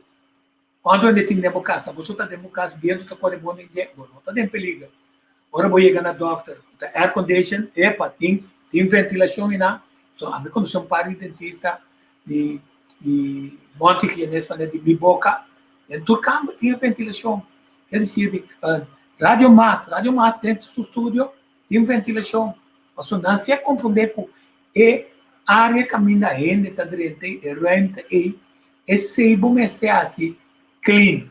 Pero já nossa cabeça duro então é plano que a bordo apresentando ao governo para regular fe trampang da que tipo de critério é diferente aparato na de ventilação nesse tempo para um resultado que o governo está comprando mas coisas que o a compra com seu amigo e de máscara o tem cafeína em dia que para o aqui para por nada certo tirar foto seu amigo chega na 10 mil para bom aí agora que na quem tá compra que tá vender pode ser nem governo como tá na brother tá comprando fena até não tá funcionando vamos a standardizar.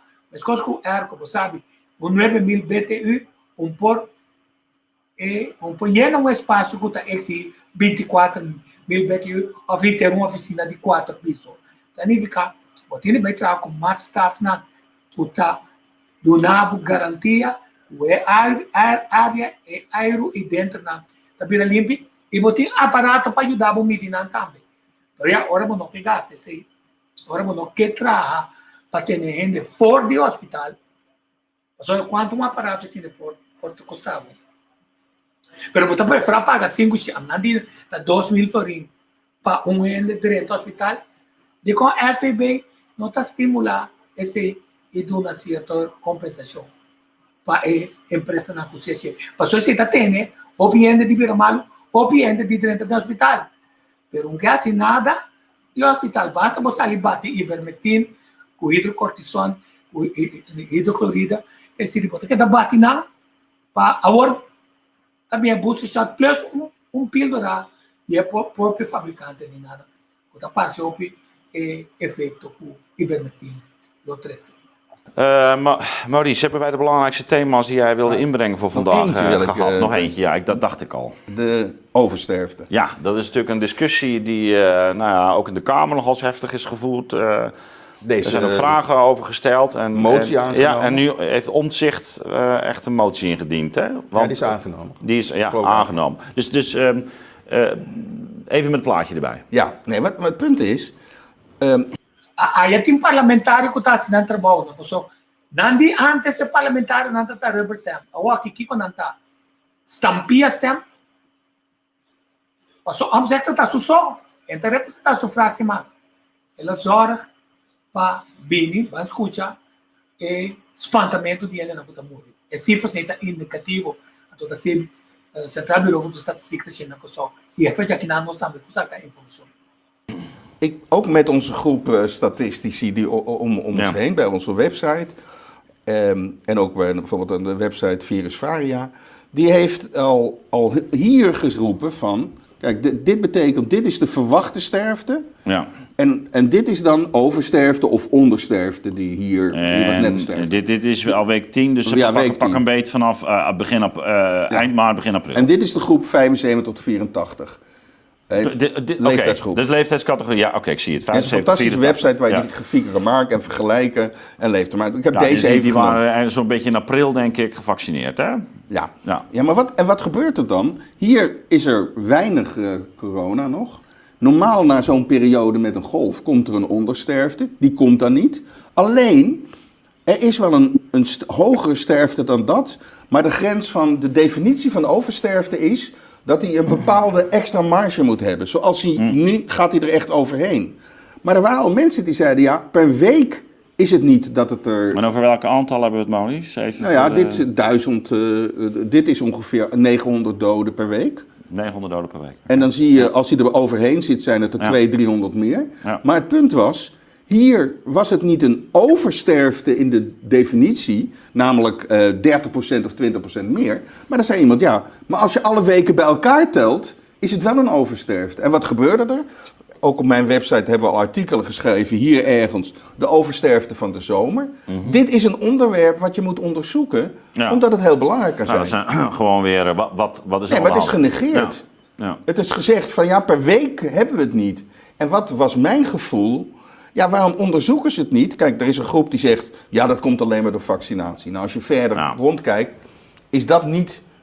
vaccinatie kan een rol spelen... maar is niet het dominante, denk ik. Maar we weten het eigenlijk niet. Maar oversterfte, nu is die hoog... en nu lezen we... ja, dat komt nu allemaal door corona. En dat is ook het gekke...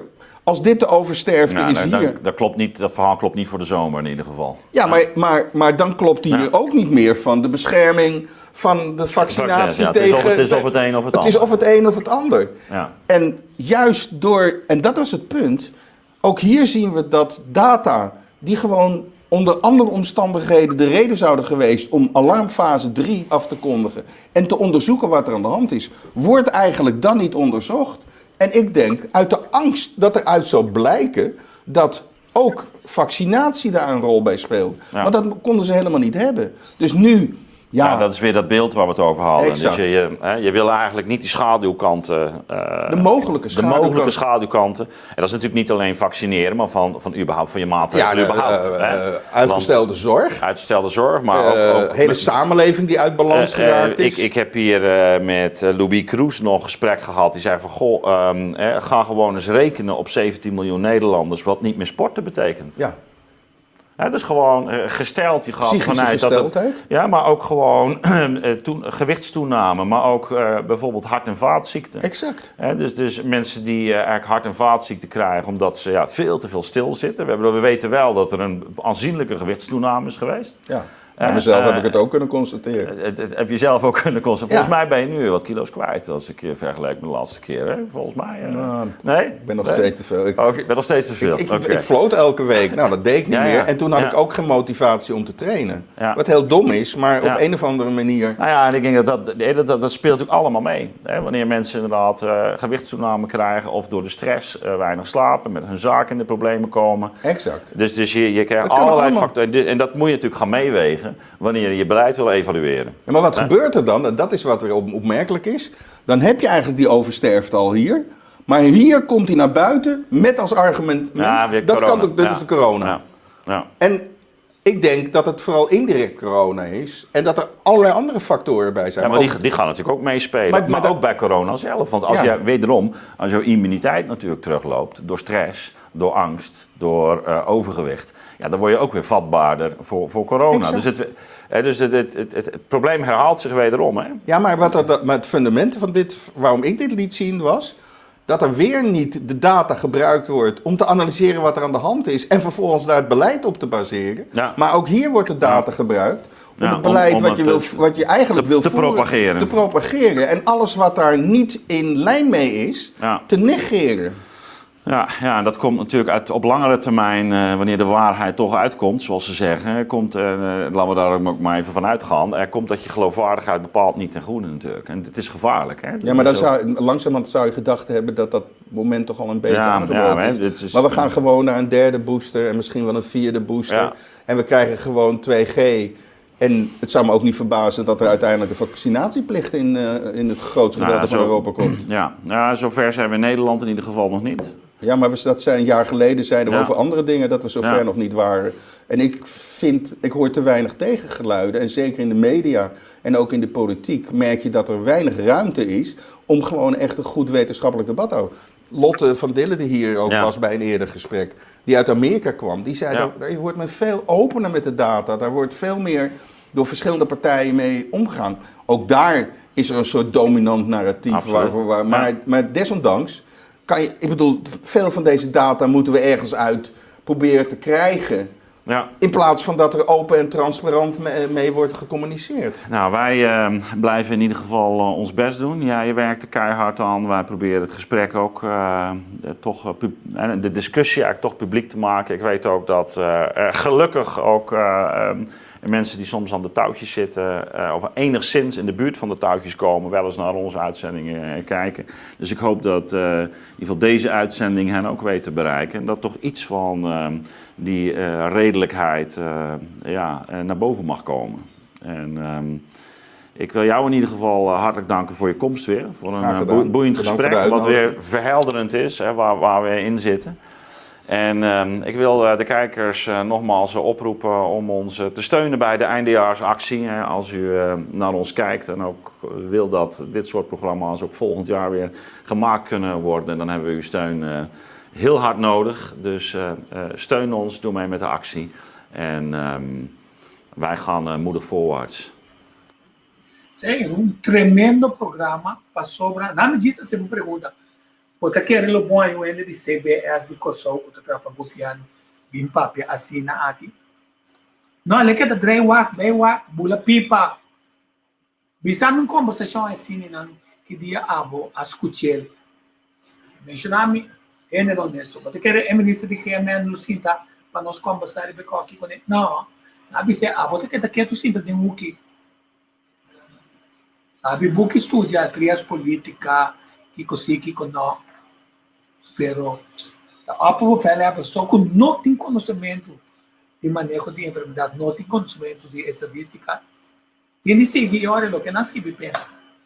E banda sempre tá gusto minister, City van Heidor, bisa, San Casquibe, aqui para mim, danke, pero a mim não também lesse coisa assim, a mim também bisa, foi meu coração, é análise como a se tema e ciência cultural, de ensinança, de ciência, of deporte. Por isso que nós mistérios. Se a ministra não pode assinar análise, na base de análise, toma uma posição. Não importa muito mandar, não importa marionete de crise sistêmica, que quer agora que não tá tweede gabinete, que manda, então não tem mais rábia também não. Agora vamos mirar certo de na nota de conferência de imprensa, tá rábia na rábia, põe pia bom, bisa, e bekijkt het maar, sim me. Então, ambtenaren não vai ser assim. Nós não demonstrar e tem toda a sabedoria para deal com o Covid. Nem tampouco toda essa que está atrás, delante que traz de cortina, que está manipular a prensa, que a prensa não está analisar a coisa em sua totalidade, que o rádio não tem que manda o reporteiro que está mira tudo as bandas, manda na Discord, sim. Passou aqui, o acto dos bandas, não. Você pode pôr cara rabia quanto você quer para mim. A visita que dá pôr para sobra bloquear essa coisa da minha família não tinha de acabar com assim. E se um coisa passar na duelo e a mim não vai com assim, um coisa passar a mim na duelo não. Mas não aceita problema, aceita como o sistema imune está, as forças imunes, qual é a culpa está. Você come bom, você bebe bom, você cuida, você evita a grande risco, não está filtra de nos cas, se nós tem arco, quanto ainda tem de arco, sabe bem já vou, toma precaução, sapato, banha, aqui com as pantas, nós somos candidatos de cor. Mas como bom soldado, botar se tudo está treinando para botar bom cuidar de maneira que e para botar também, entendeu aqui dentro não, também tem tudo caminho, ou tem coisa para nós contar para dizer, a tem ivermectina. E como também culpa, ora aí que se não leu. Se tu usa ivermectina, me tem na gota e me tem na pílula. E tem doctor não que vou pedir para ajudar a boa ivermectina. E com campanha assim na forte contra algo que está tendo ainda na forte do hospital. As estão com drenta, palo tá com não. Passou a mim quer mirar uma análise de cifras, de track record, de CMC, de quanto ainda drenta, quanto ainda sai vivo for de dentro. Então, quanto de nós ali, então está fazendo revalidação para sobra na pio está atrás, na músculo não está atrás. Mas sem medo de bisa é verdade. Mas é verdade, não está condenando ainda para sobra. Está easy que essa bruta 13 Covid, está 2 a 13 Covid, está já de sempre 13 Covid. É a única coisa que nós não queremos saber de onde a Covid também, para nós por deal com ele, se é coisa planeado ou não. E nós estamos manipulando cifras. Então, você quer constar da maneira essa é a hora que avisa. Então, vou repetir para você. Não tem de fazer pergunta. Não confia em nenhum governo, não confia ou não confia em RVM. Passou não está usando um método que também reforçar o que não quer para você. Goes out to the people in Australia. My name is Christine Anderson. I'm a member of European Parliament and I'm answering your SOS call. I will do whatever I can to make it known to the world that your once free and liberal democracy has been transformed into a totalitarian regime which tramples on human rights, civil liberties and the rule of law. I'm imploring all of you around the world who still think your governments are looking out for your best interest. At no point in history have the people forcing others into compliance been the good guys. The welfare of humanity has always been the alibi of tyrants. Do you not realize that this vaccine does not protect you from COVID? It does, however, protect you from governmental oppression. For now, that is. But don't think for even a second that this is not going to change tomorrow. I'm a German And we once asked our grandparents how they could have just stood by in silence, allowing a horrific totalitarian regime to come about. Anyone could have known. All they had to do was open their eyes and take a look. The vast majority chose not to. So, what will you tell your grandchildren? Will you tell them you didn't know? Will you tell them you were just following orders? You need to understand, it isn't about breaking the fourth wave. It is all about breaking people. Australia does not need a no-COVID strategy. What Australia needs is a no-oppression strategy. So I stand in support with your fight for freedom and democracy. We need to stop our governments from transforming our free and democratic societies into totalitarian regimes. We need to do it now. We need to stand up now. We need to stand up now. Aqui nós temos vergonha, medo. O que nós fazemos assim, não? Há vídeo, há coisa, há grafo, há coiare, há coisex, mandei para outro. Bombardeamento de nós. E é material que não vai me bisa nada para sobrar. A botin de bisa ainda tem aqui. Me que bom que coque não passou. A botin de bisa ele, tem gente bisa tal. Não se falou para ser assim. Então, nós sabemos foi de ponto de vista, bom, mandei, quem é o quem está com ele, tira de coisas. Passou por isso que mende, ele está confiável. Você manda, você der a grupo, você quem está confiável, lá de confiável. E é meio no local, com exceção, quero me felicitar, David Derek, a pessoa não puxa na mesa de uma direção. Me coletividade está um trabalho fantástico para buscar até na onda, comecei a ser pessoa aqui, da União Europeia, busca passar, é banda aqui, ou é banda já. Pergunta na Skype, pois é, aqui nós não te gosta. Pero que está 13, contesta honesto, pessoal, hasta, ora está contesta na fabricar, de body language aí, você quem te ganha. Até se não esqueça, quem te ganha nós. Quem nos tem de confiar, quem nos pode de confiar. Então, me tem beber, sabe? Se amanhã sai garantia, mesmo com o ivermectina, um shot, a mim também. Mas não é com aqui. Nem busca shot 3 e 4 de grupo que também foi de. Quando que pergunta, não está se vai tomar shot, a flag toma shot. Só se vai tomar 2 shots, e vou não que toma, a pessoa vai compreender o ega. Vou não que toma. Yung booster shot, bapira não vacunar para nada. Quando o tiki-tiki não está cambiando de definição. Aqui para dia, se a me vacunar, não vacunar, me papia apresentar 3 bandas de um assunto, nossa contreta, não vacunar, subotim, mais de papia, e lá ganha de compreender. Talvez de uma pergunta que não pode contestar, significa que tem é melhor contestar. E está precisa se investigação. E mesmo com time de crise de Holanda está ali para ver se mesmo é o ar é com de aerosol porque você está assinando logo quando não está na binca política não está a descobrir de ciência não tem approach foi de passar então na hora do despertador de Maurice na hora do despertador de Edson Traveri na hora do despertador de científico na parte do mundo pero de não ter que dar na nossa tem que ficar bem bem visto que o tal está funcionar não que bem executar a investigação para não saber se não está funcionando. Então, para não animar a escola está executando e está dando resultado. E aqui não, tem 14 dentista, não, que doctor, não, está funcionando. Planificar. Inteiro assunto aqui não, finalmente, ofta tem corte, ofta tem outra forma de coragem para botar boa remédio na pessoa, tem opinião naturalista na Kosovo.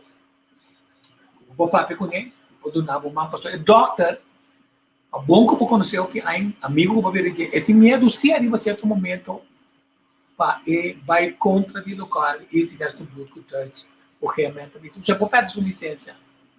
Anche procurar, sim, é procurar, pode perder sua licença. E estão com a salubridade que nada dizia, que não está atrás mais. Que se você tem tique ainda, é cama, agora é quantidade ainda, passou para também obrigar a passar um pouco, não que quer dizer, passou não sabe também melhor. Tá coisa, ando saborai, que é daqui trabalho. Nós estamos com nós, nós estamos comendo menos, você tem bom, nós estamos pagando bom tino, mas nós estamos legal, oprimido. Mas o Canadá vai mais leve, porque o Canadá de agora, se você não tem QR Code, você não pode comprar comida. Agora, até de maneira que pensa, assim na lei não está ainda na Holanda. Pero não está cheio, sim, não está cheio, não está cheio. Não há colisão se para passear. Eu estou dizendo que não vai. Isso que a Alemanha está mudando ele, outro não está promovendo seguir. Quer dizer que dá-se para essa pergunta, o que está passando, com a hora na média, sem se conta pergunta nas capitais. Então, não meu amigo Sherman Martina, de 3x3, que pergunta nas carpi, análise está lógico, tal pergunta, tal contesta, é linha de pensamento da Sinatina. Então, você não é caso em banco, não. Tá assunto, tipo, você é banco, não. Está sendo série de perguntas que está super bom. Só para de tudo banda, nós podemos compreender que hora nós também dominar todo assunto não que tem que o COVID está aqui. Queríamos pensar como era original, se tem arma biológica possível, não. Off, se resultar maneira é 4 pontos, não, como a 3 aqui na Holanda. Até a definição nova, com a bota sentido agora, se tem bom motivo não para não tomar booster shot, não declarava que botava no tabaco não. Welcome in the group. Que hoje toch tem plano escondido atrás da pandemia de Covid. Mas só é lá que nós vimos a fake news, está virando cada vez mais seguro. Então, amanhã nós estamos back de é assunto de repente nós miramos que Reina Máxima também traz um projeto para eliminar BBD. Esse também tem de plano. Pagamento digital, eliminar DB, quita tu custo, propriedade futurende, bocas, o território, tudo com que você está com a vacuna, ninguém de tomar buço chão. Que não lubisa de nada. Na gabanang, que não está prosciência, que não lubisa na hora. Que não lubisa na hora. Mas a narrativa é importante. Agora vou entender. Easy Fashion Blood. Fair. Upper Govel Herbert. Periodista não. Que também é Laura. A repetir, a vez de se pergunta. Então, basta agora. Se toque um plano escondido atrás da pandemia de Covid. Mas é que basta se toque um plano escondido atrás de Covid. Então, me põe um vídeo sobre o tema de piara que perdi um tique.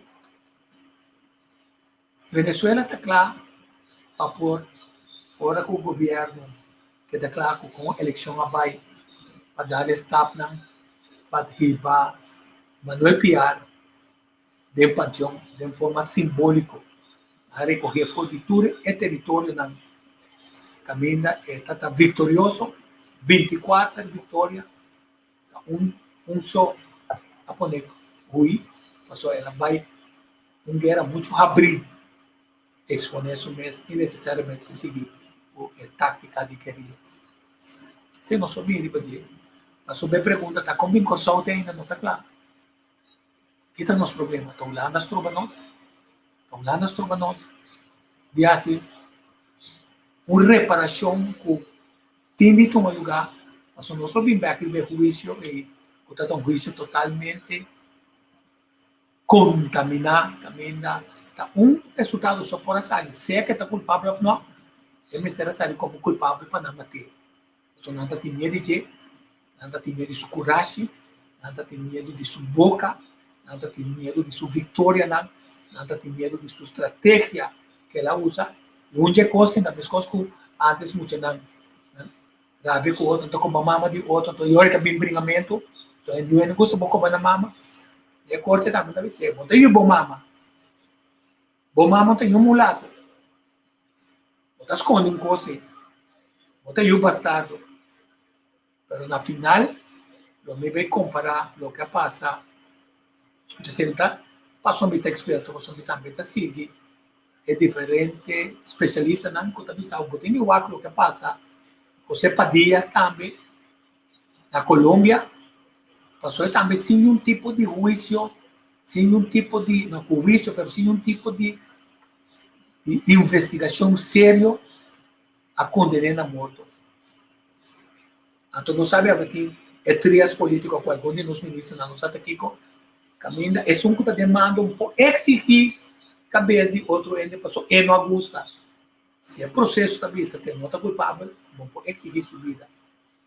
Passou se pode exigir sua vida, história lo obriga estão que também depois assim não testima justiça para nascer corrupção.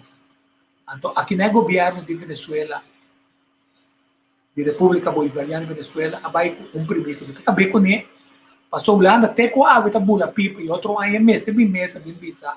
A visa acaba tudo assim não para dentro de onde na escola.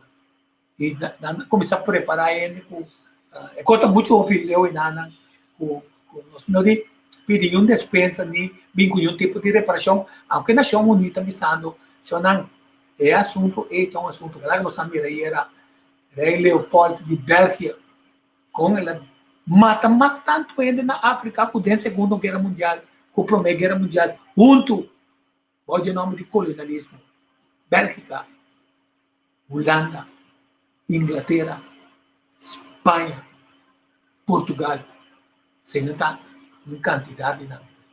Então, tivemos que vai da história como está.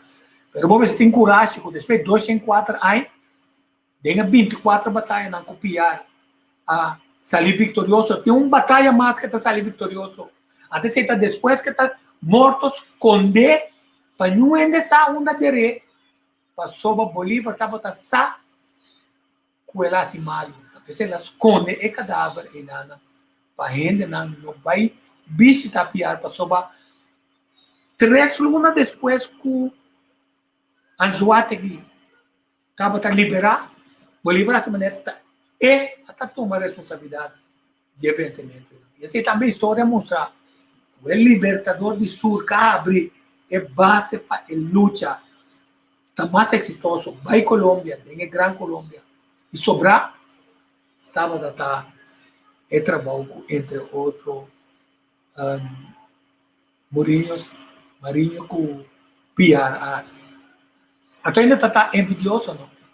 O embrião, que era o jefe, então, ora você pensa que você entregava o coração sem assunto de religião, sem assunto de patriotismo, sem assunto de privilegiamento e nepotismo, senão você vai querer de luta sagrada que a minha renda nasce livre e messiânica e recobrar a liberdade nana.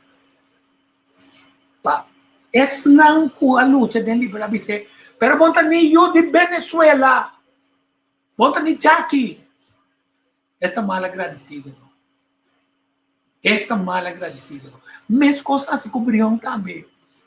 Então aqui não também tem medo de pôr bawak, quem brião tá que capaz com ela acaba de com ela tá dolorido. Ora llega con sol fuera de su maleza. Bolívar por hacer algo, Kiko Bolívar hace, Kiko Bolívar hace piar, Kiko Bolívar hace de caso de Padilla. De com después, también su Venezuela te promete que liberaciones fue de lo que Bolívar estaba haciendo. Que decir, no para juzgar Bolívar, hace con grande, pero cada ende que en su bom consumado. Passou na final ela visa minha sembra dela mão. Então tá bom para não sabe que rol não é na putrame, que rol brilhão a usa. Vai lá me explicar, o me bem back e musta mostrar. Tur é coronel não, general não. Então não visa essa brilhão tá tem rabia de papiar. Então nós vai descobrir tá de como não tá tem rabia aqui de badia. Passou não olvidar. Piar também tá lamang kutera. E ela tem promê com Bolívar, promê com Brion, junto com Miranda. Então, pensa que ela tem boca grande. Pero ela um preto. Não é meta branco, cabelo cru, coral, ovo blow. Não é me negro com máscara branco. Que se ela sofre de discriminação e nada passou. É mantuano, ele te crioulo, Brion também é um ele te crioulo. Não pode desacreditar. A mira bauri sobre a gente como inferior na não. Se não quer liberar, pero liberar de casta novo, não liberar full igual. Então, esta é a pergunta não que nós fazemos. De que tour prensa na questão que se de nós, nós fazemos também o programa de Marilyn Moses na rádio hoje. Para duda, en la campaña de Oriente y en la campaña de Guayana, en 1817 hubo las dificultades materiales, físicas, armamentísticas, políticas, ideológicas, personales. La construcción de la unión del mando del Ejército Libertador de Oriente y del Ejército Libertador de Guayana fue un proceso turbulento y a veces traumático. Todos esos procesos llevaron al lamentable y doloroso enjuiciamiento y fusilamiento de nuestro gran libertador del sur, Manuel Piar. Ya la historia se ha encargado de poner todo en su justo lugar. Ya la revolución inspirada en Bolívar, nuestro comandante Chávez, y lo que me corresponde a mí, hemos puesto todo en su justo lugar. Y sin lugar a duda, Manuel Piar es uno de los libertadores y de los héroes de la patria venezolana y va para el Panteón Nacional. Estoy de acuerdo con la profesora Cabello. Aprobada la propuesta de la historiadora y profesora Cabello. Manuel Piar va para el Panteón este mismo año 2021. Procédase a hacer todas las gestiones ante la Asamblea Nacional para aprobar en el justo término del tiempo que Manuel Piar vaya al Panteón Nacional. Héroe de la patria, uno de los libertadores del sur. Batendo na Corsol, nos lanta para, nos políticos, nos ministros, lanta para batimanco, para reparar a história e caminho o judiciário a ser acusado incorretamente. Então, a família vai viver não. Boneiro, com vergonha, não? Então, que dentro, para trás, passou para não bisa ombra. Essa que sai, portanto, estigmatizado. Então, tem nada, buscar em momento para não mentir a nenhum discurso arriba Piar. Mas como batata caliente, que com Holanda lo bisa se nós duna honor na nossa heroína. So tanan timbay na sa track. Ora é better lá sobre track na mesa ter em conta tiene na conta o IFE Venezuela e orto Kosovo. Que cobriam copiarlo a Hasi.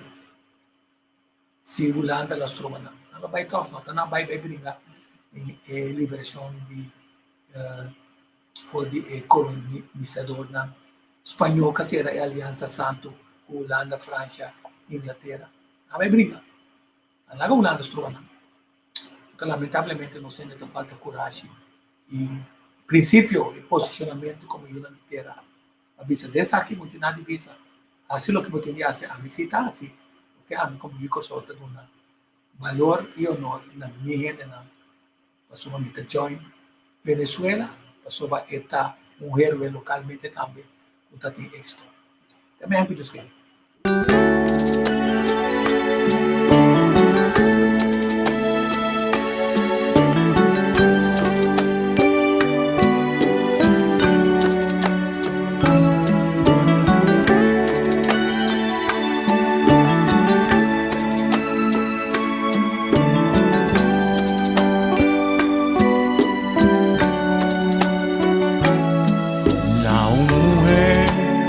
Tierno, fin y ejemplar,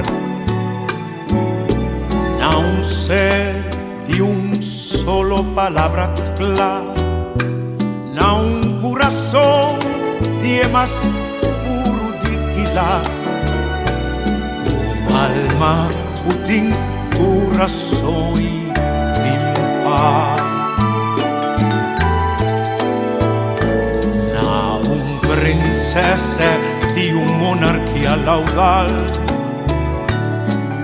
na e flor vivo sempre lo perdurar, na un algo más o simplemente estima, di gratitud di porta parte di voi, na un ser quan a mi base pa un canción, motivo fértil pa ai rutera y amor, na un candela que sempre lo tira luz, un flor planta di sussimia y no en verdad, a for di piedra di cristal, la corta lies, de un scol di piscati un puta más lié, cada mano de un raíz tira leo, por corazón y me curva que merecer.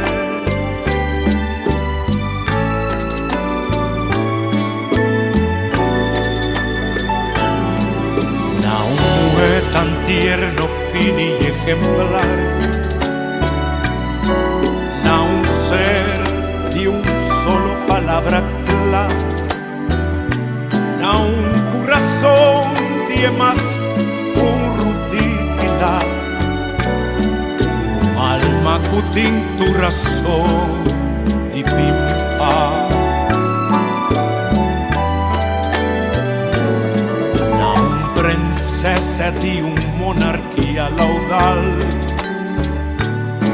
na e flor vivo que sempre lo perdurará, na un algo más que simplemente estima, di gratitud di porta parte di voi, na un ser quan a mi base pa un canción, motivo fértil pa rutera y amor, na un candela que sempre lo tira luz, na un flor planta di sussimia y no en verdad, da for di piedra